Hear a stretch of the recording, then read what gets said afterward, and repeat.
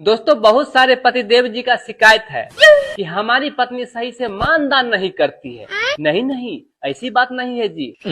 अरे हम भारतीय पतियों को तो किस्मत बहुत अच्छा है जो हम लोग भारत में पूजे जाते हैं, वरना विदेशों में तो बदल दिए जाते हैं। एक लड़की अपने बॉयफ्रेंड से बोली कि मेरा मोबाइल अब मम्मी के पास रहता है। तो बॉयफ्रेंड बोला अगर हम लोग पकड़े गए तो लड़की बोली टेंशन लेने की कोई बात नहीं है, तुम्हारा नंबर मैं बैटरी लो के नाम से सेव रखी हूँ। जब भी तुम्हारा कॉल आता है तो मम्मी दौड़ी आती है, बोलती है ये लो चार्ज कर लो। दोस्तों, जीवन इतना आसान नहीं रहा। ज्यादा बात कीजिए तो लोग कहते हैं पागल हो गया, वहीं अगर कम बात कीजिए तो लोग कहते हैं घमंडी हो गया, वहीं अगर काम की बात कीजिए तो लोग कहते हैं मतलबी हो गया है। समझ रहे हो?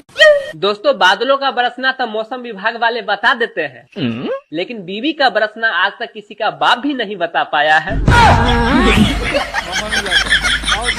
दोस्तों, भगवान जी ने हम लोग को गरीब पैदा किए, इसमें बुरी बात क्या है? क्यों हम लोग अमीर बनने के लिए मार करते हैं? मान लीजिए जैसे भगवान जी ने कुत्ता को कुत्ता में पैदा किए, वो हाथी बनने के लिए कहाँ मार कर रहा है? दोस्तों, आज अपने देश के अंदर जो भी काम हो, चाहे सरकारी हो या प्राइवेट हो, सभी में आधार कार्ड का फोटो कॉपी लगता है। तो मैं आप लोगों से पूछना चाहता हूँ, क्या शादी में हम लोग आधार कार्ड का फोटो भेज सकते हैं? दोस्तों, आप लोगों से एक बात पूछनी थी कि जिंदा आदमी कभी गया नहीं, मरा हुआ आदमी कभी बोला नहीं, फिर ये स्वर्ग और नर्क वाला बात कौन फैलाया? दोस्तों, जिन लड़कों से दो स्टैंड पर मोटरसाइकिल खड़ा नहीं होता, वो भी अपने अपने जानू से वादा करता है कि जानू हम तुम्हारे लिए पूरी दुनिया हिला देंगे।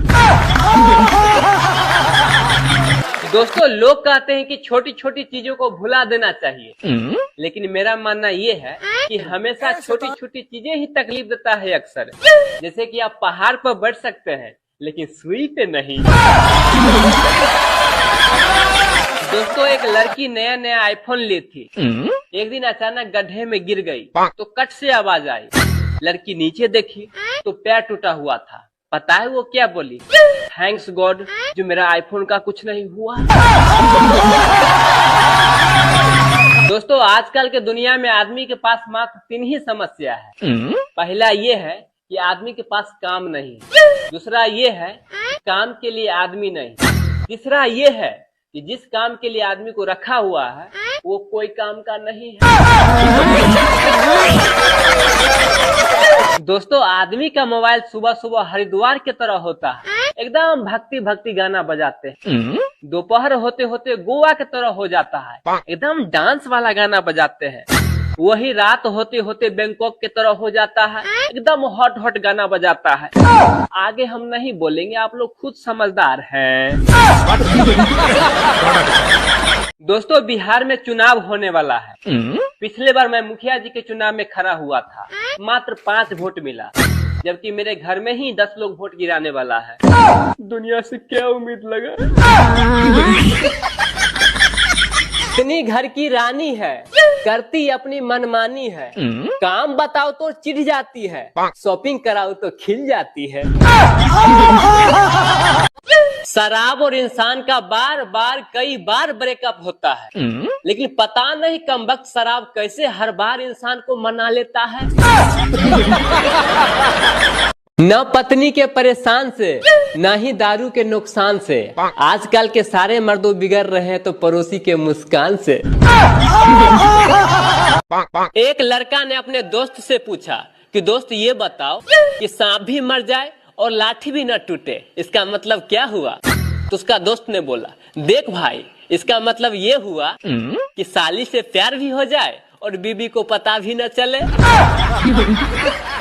एक लड़की को मैंने कहा आई लव यू, तो उसने कहा अपनी शकल आईने में देखा है क्या? तो मैंने कहा देखा हूँ तभी तो मैं तुम्हारे पास आया हूँ, वरना मैं कैटरीना कैफ के पास नहीं चला जाता। एक औरत बाबा जी के पास गई और बोली, बाबा जी मेरे पति घर आते ही मुझे बहुत मारते पीटते हैं, कुछ आप मेरे लिए कीजिए ना। तो बाबा बोले, ठीक है बेटी, मैं तुम्हें एक ताबीज देता हूँ। जैसे ही तुम्हारे पति घर आएंगे ये ताबीज दांतों के नीचे दबा के रखना। तो औरत बोली, ठीक है बाबा। एक सप्ताह के बाद वापस औरत बाबा जी के पास गई और बोली, बाबा जी ये ताबीज से बहुत फायदा हुआ है। तो बाबा जी बोले, बेटी फायदा ये ताबीज से नहीं बल्कि जुबान को बंद रखने से हुआ है।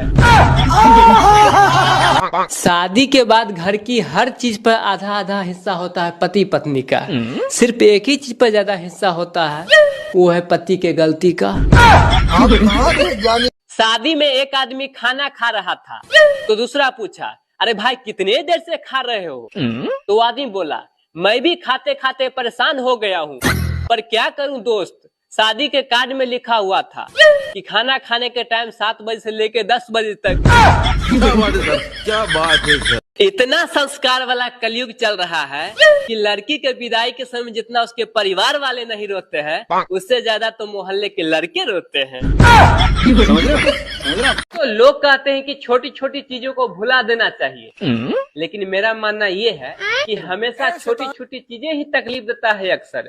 जैसे कि आप पहाड़ पर बढ़ सकते हैं लेकिन सुई पे नहीं। दोस्तों एक लड़की नया नया आईफोन ली थी। एक दिन अचानक गड्ढे में गिर गई तो कट से आवाज आई। लड़की नीचे देखी तो पैर टूटा हुआ था। पता है वो क्या बोली? थैंक्स गॉड जो मेरा आईफोन का कुछ नहीं हुआ। दोस्तों आजकल के दुनिया में आदमी के पास मात्र 3 ही समस्या है। पहला ये है कि आदमी के पास काम नहीं, दूसरा ये है कि काम के लिए आदमी नहीं, तीसरा ये है कि जिस काम के लिए आदमी को रखा हुआ है वो कोई काम का नहीं है। दोस्तों आदमी का मोबाइल सुबह सुबह हरिद्वार की तरह होता है, एकदम भक्ति भक्ति गाना बजाते हैं। दोपहर होते होते गोवा की तरह हो जाता है, एकदम डांस वाला गाना बजाते हैं।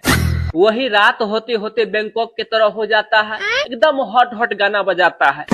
आगे हम नहीं बोलेंगे, आप लोग खुद समझदार हैं।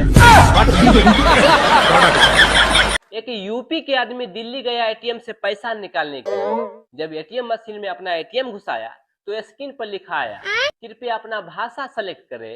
तो बेचारा ठहरा यूपी का तो भोजपुरी दबाया। तो उधर से एटीएम से आवाज आया कि कसम खा के कहतानी भैया तोहरा खाता में जहर खाए के भी पैसा नहीं थे। क्या बात है सर, क्या बात है सर।